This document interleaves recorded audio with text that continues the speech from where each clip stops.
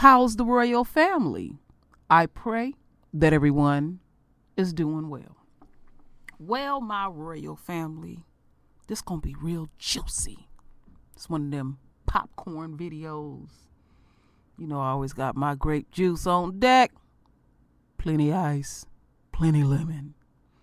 So, I'm watching how all this stuff is unfolding. And there is some cracks in the Republican Party. And there's also some ignorant ass black folks that want to double down. Now, what I'm going to play, and I know some people have heard it, we're going to listen to the enemy. Talk about the enemy. And we got here Senator Mike Lee. And Fox News, ooh, they was pissed because he was speaking live. He was bringing that fire. And they did not like what he was saying, but he was speaking truth. But later on, I got a real juicy bonus video. Now, you know, anytime True Royal bring a bonus video, it's gonna be real juicy. Oh yeah, real juicy. So, you know, I'm just preparing y'all. So first we're going to listen to about 13 minutes of lies and truth. Because, you know, you can't believe everything that come out of the enemy mouth. But remember, we got some black conservatives that wholeheartedly believe the enemy.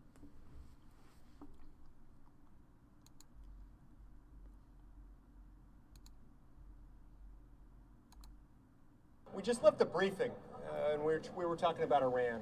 I want to state at the outset, I support President Trump. I support and respect the manner in which he has approached his commander-in-chief powers. I believe that more than any other president in my lifetime, President Trump has shown a lot of restraint. He's been reluctant to get us involved in wars all over the globe.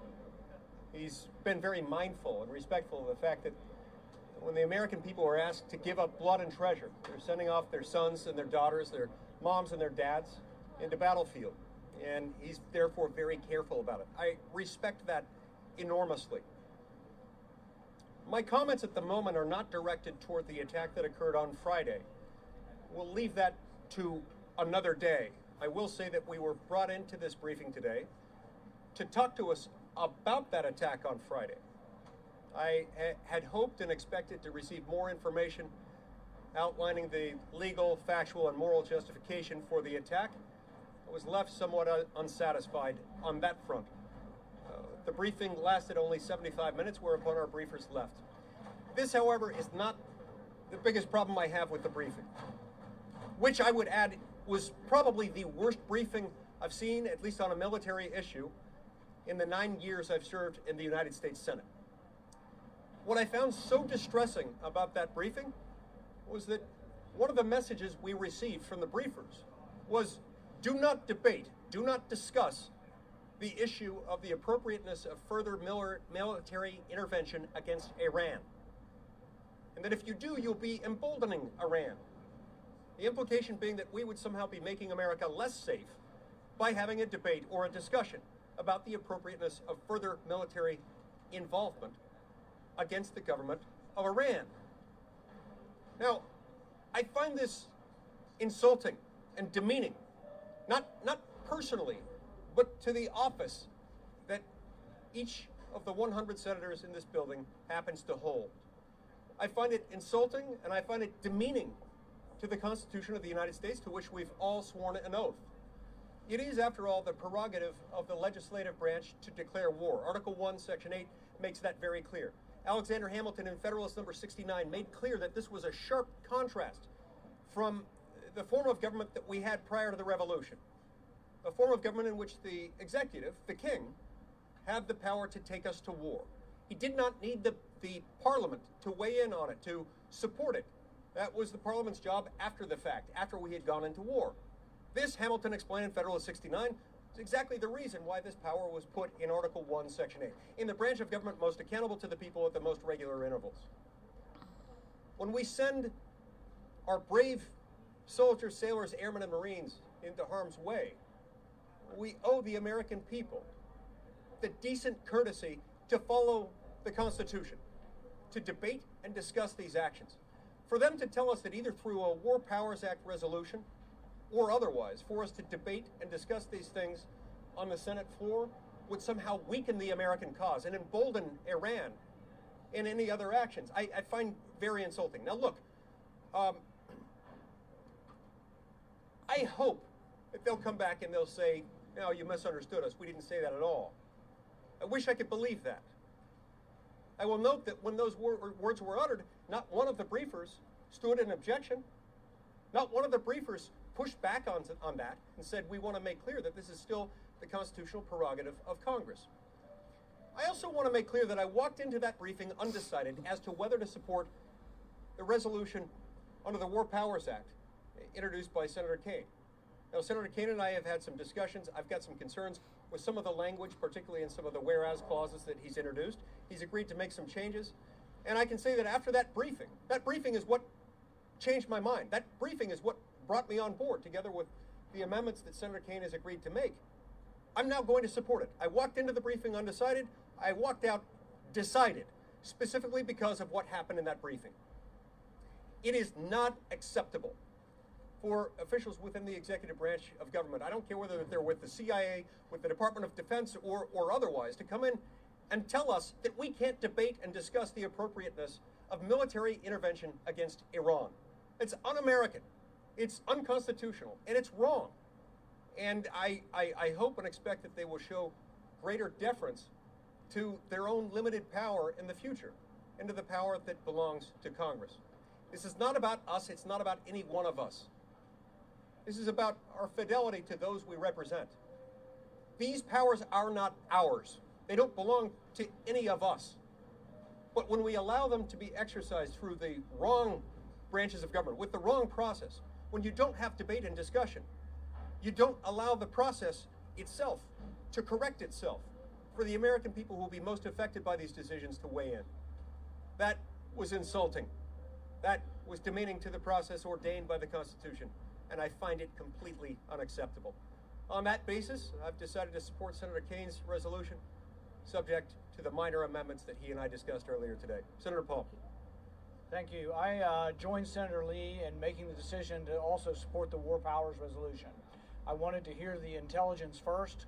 What I hear was less than satisfying, but one of the arguments that's been bandied about in public I think is particularly insulting to logic, the Constitution, and the intent of our founding fathers. The argument has been made that the use of authorization of force voted on in 2002 to go to war with Saddam Hussein and his government is justification for anything they want to do in Iraq today, including killing an Iranian general. I see no way in the world you could logically argue that an authorization to have war with Saddam Hussein has anything to do with having war with people currently in Iraq. I think we need to have a debate about the separation of powers. I too am a supporter of the president. I consider myself to be a friend of the president. I think the president's instincts on trying to show restraint and keep us out of war are good. I frankly think he will not unnecessarily escalate things. However, the debate is bigger than just this debate. The debate is a 70-year-long debate that began in 1950 with Korea and Truman. This is a debate, and many have written that Congress has abdicated their duty. Today, this is Senator Lee and I stepping up and saying, we are not abdicating our duty. Our duty under the Constitution is for us to debate when we go to war, and we, for one, are not going to abdicate that duty. We'll be happy to take questions. Could you guys, I know there's very little you can say with the details, but could you give us a better sense of who exactly was saying this to you, that you should debate this? Was it all of them? Was it a specific cabinet member or agency director? You know, before I comment on that publicly, I'd really like to have a conversation with the president so I can make him aware of what we were told and by whom. But I will say that the messages we received didn't get any pushback internally from the briefers. What we were told over and over again was, look, this action was necessary. This was a bad guy. We had to do it. And we can't have division. We can't have dissension within our ranks, within our government, or else it sends the wrong signal to the Iranians. And I think that's completely wrong. They were asked repeatedly, what, if anything, would trigger the need for the administration to come back to Congress for a declaration of war or an authorization for the use of military force. At one point, I believe one of the briefers said something along the lines of, I'm sure we could think of something. But they struggled to identify anything. They were asked specifically, well, what about if you concluded, well, it's not my point to get into that here. I don't want to accidentally say anything classified. My point is, they were asked a number of hypotheticals about situations in which they might have to appropriately come and ask for authorization for Congress. Not once did they say, yes, we need to do it in that circumstance. At one point, one of the briefers said something like, don't worry, we'll consult you. Well, with history as our guide, consultation isn't necessarily the same thing as authorization for the use of military force. A declaration of war or an AUMF is what the Constitution requires, and drive-by notification or after-the-fact lame briefings like the one we just received aren't adequate. Do you think the president should have carried out this attack against Soleimani? Look, I'm still agnostic as to that, Manu. I still haven't had the questions answered that I came into that briefing expecting to ask. They left after 75 minutes. Now, I understand these are busy people. They've got a lot of demands on their time. They're appearing before a coordinate branch of government, responsible for their funding, for their confirmation, for any approval of any military action they might undertake. They had to leave after 75 minutes while they're in the process of telling us that we need to be good little boys and girls and run along and not debate this in public. I find that absolutely insane. I think it's unacceptable. And so I don't know what they had in mind. I went in there hoping to get more specifics as far as the factual, legal, moral justification for what they did. I'm still undecided on that issue, in part because we never got to the details. Every time we got close, they'd say, well, we can't discuss that here because it's really sensitive. We're in a skiff. We're in a secure underground bunker where all electronic devices have to be checked at the door, and they still refuse to tell us. I find that really upsetting. Did you get a sense that they were not taking it seriously, almost like they didn't want to be there? No, look, the fact that they were here shows they were taking it seriously. But some of the underlying questions did not appear to be taken seriously by some of them in some of what they told us. Who did most of the talking on their side? Was it mostly Secretary Pompeo? No, I would say there was, the time was pretty evenly distributed between the briefers. So Pompeo is a former member of the House. Do you think he no longer respects members of Congress? I'm not going to speak as to the subjective mindset of any of the briefers, as to whether they respect us or not. I know only that I came in there with a lot of questions, and that when I left, those questions remained unanswered. And I walked out of there not only without answers to all the questions that I had, but having been told that we shouldn't debate this too much because it might be harmful. Have either of you read the House Democratic War Powers resolution that's going to be brought up for a vote tomorrow? I haven't read that. I've read Senator Kane's resolution. Welcome the debate at least, if they send something over. Sure. Look, after today, every time they pull a stunt like this, I'm willing to consider and introduce any and every War Powers Act resolution. Paul, you mentioned that they used the justification of the Iraq AUMF. So were they basically arguing that because the strike took place on Iraqi soil that covered it? I don't want to discuss anything they said in there. The only reason I mentioned that is it's been in the newspaper also. I think it was Blair, the National Security Advisor, argues that 2002, the authorization to go to war with Saddam Hussein authorizes them to do whatever they want. So they have justified the killing of an Iranian general as being something that Congress gave them permission to do in 2002. That is absurd. That's an insult.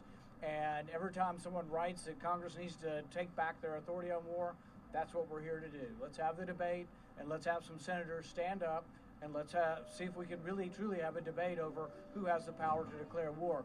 The reason it was put in and why every founding father said they were taking power away from the president is because they didn't want perpetual war. The president says he doesn't want endless war. Well, the way you have less war is by having less troops in the Middle East and also by having a more fulsome debate about when we go to war. Is the president being ill-served by this national security team? I'm not prepared to say that. I'm telling you only this administration was ill-served by this briefing today. All right. So we clearly heard that there is some issues amongst the Republicans. And we're not going to disclude the Democratic Party. They just as greasy and slimy. But there is a crack in their system, in their concern. So basically, Trump's folks told them, go along and get along and don't question shit. Okay? Because whoever these people that are in Trump's ear, they like the fact that he dumb to the core, don't know the Constitution at all, won't take heed of the Geneva Convention. And if anybody asks, what is that, True Royal? This is the Geneva Convention is rules of engagement in war globally. But see, remember, this country don't want to have nothing to do with the UN. And when I was having a deep discussion with Lisa Cabrera, Trump is already asking for help. Have you seen anybody step up and say that they will support America? But you got some fools out here.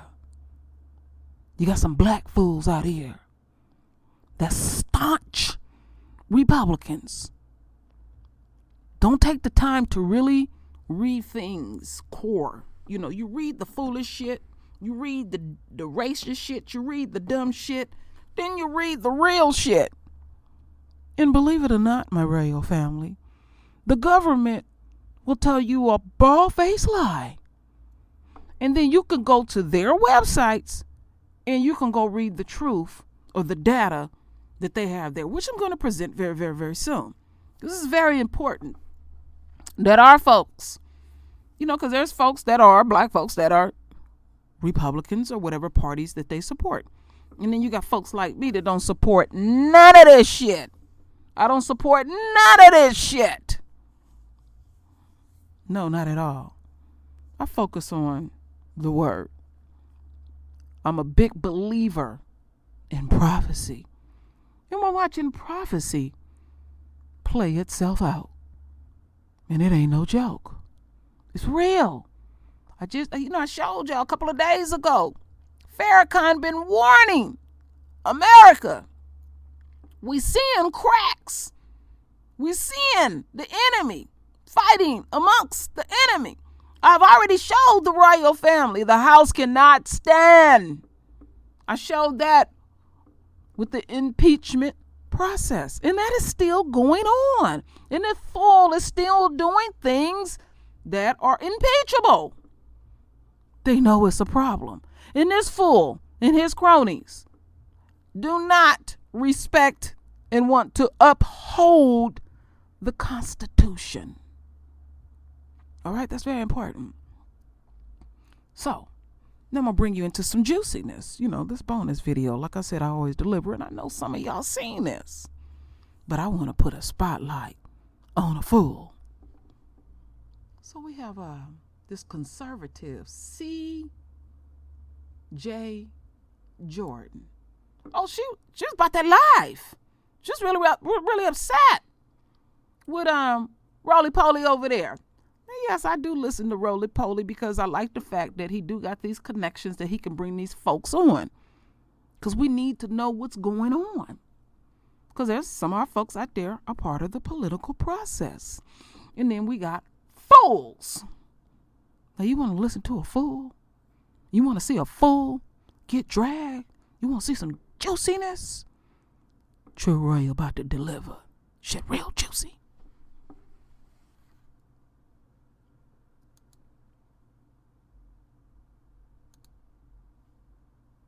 Ooh, look at girl. Wig!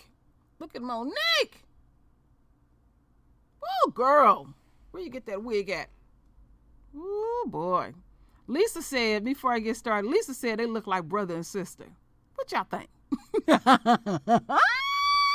Girl don't got no chin. I could say some other things, but I will reserve myself. You know I can really go there. Well, my royal family, my mouth can be really dirty sometimes. You want to support Roller March Unfiltered?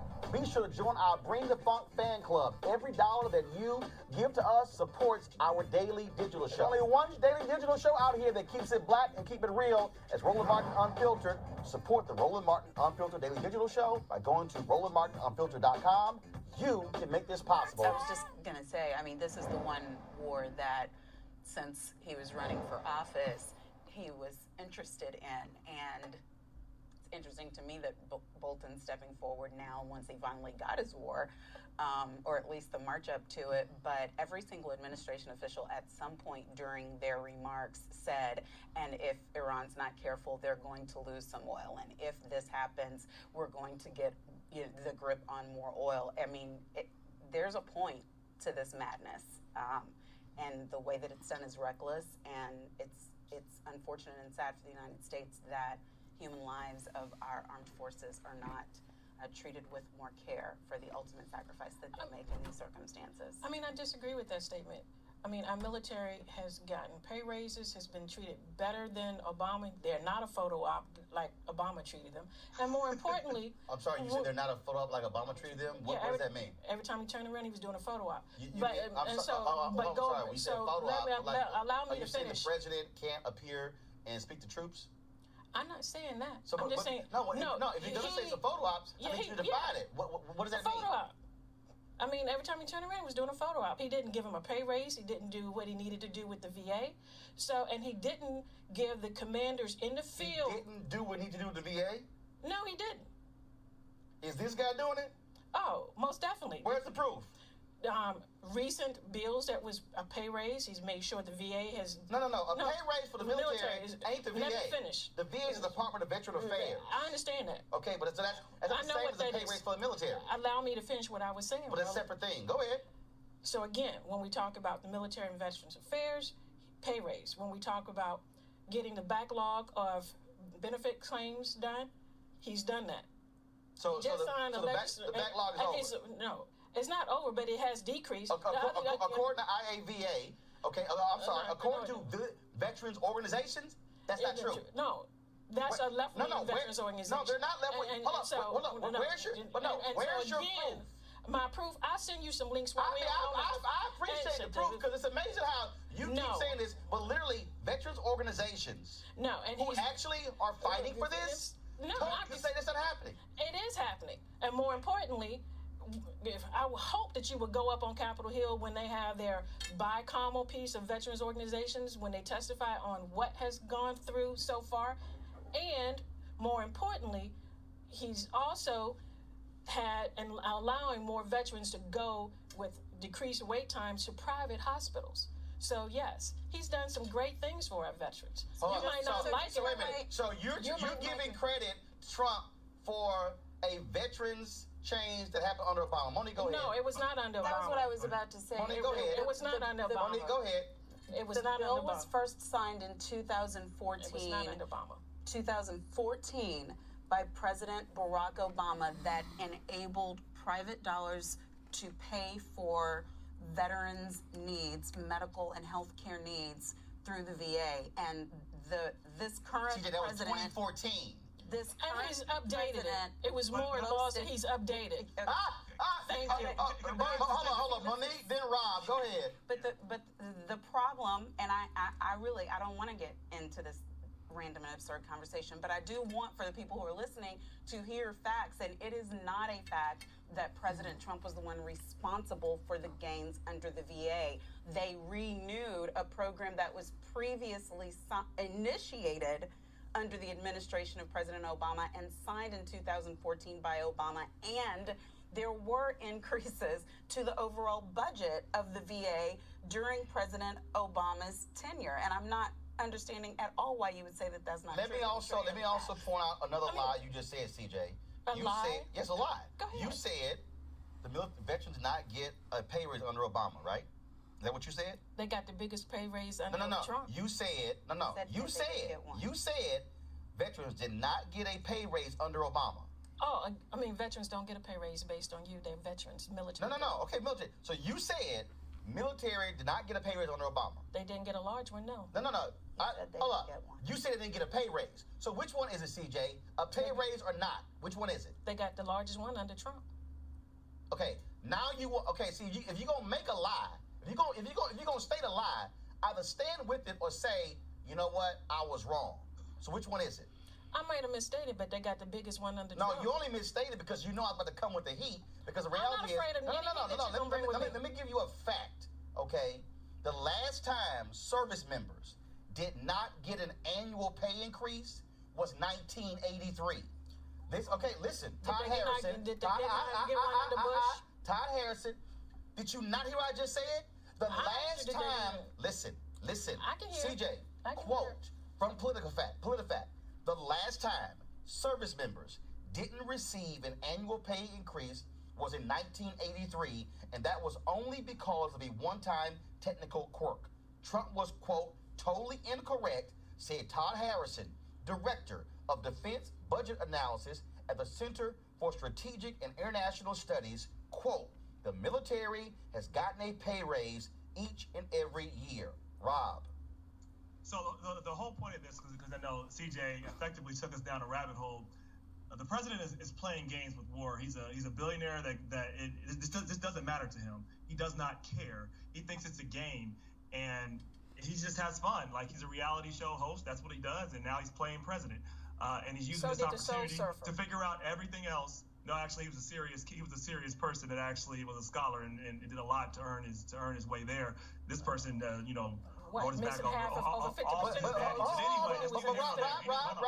Rob, hold on one second. Because see, here's the other deal. CJ also had another lie. And it was a lie. She said they got the largest pay raise under Trump. Henry, go to my iPad. This is a chart showing average annual basic pay increase for the United States military 1974 through 2018. The largest pay raise took place in 1981. Second largest was in 1980. The third largest, which tied with 1977, took place in 2002. You said that didn't happen, right? Who was president in 2002? Was that Bush? Because you questioned whether Bush gave him a pay raise. Now, let's zoom in to this. CJ, look at the monitor. I'm looking. Here it shows pay raises for the military.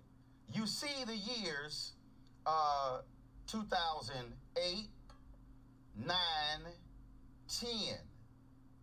2008, 9, and 10 are higher than 2017 and 18. Mm-hmm. So this actually proves what you said is a lie. You said they got the largest pay increase. This shows right here that there was I'm not done. This says there was a larger pay increase for the military in 2009 and 2010 under Obama than in 2017 and 2018 under Trump. Based on what my facts and based on your facts and my president. Facts. Hold up, your facts. I don't have alternative facts. I'm sorry, CJ. Let me help you. Do you know where the president has stated? No, CJ. The president has stated. Do you know what I'm and getting Congress this from? has stated. No, CJ. Look, this is Henry. Show it, please. You said your facts.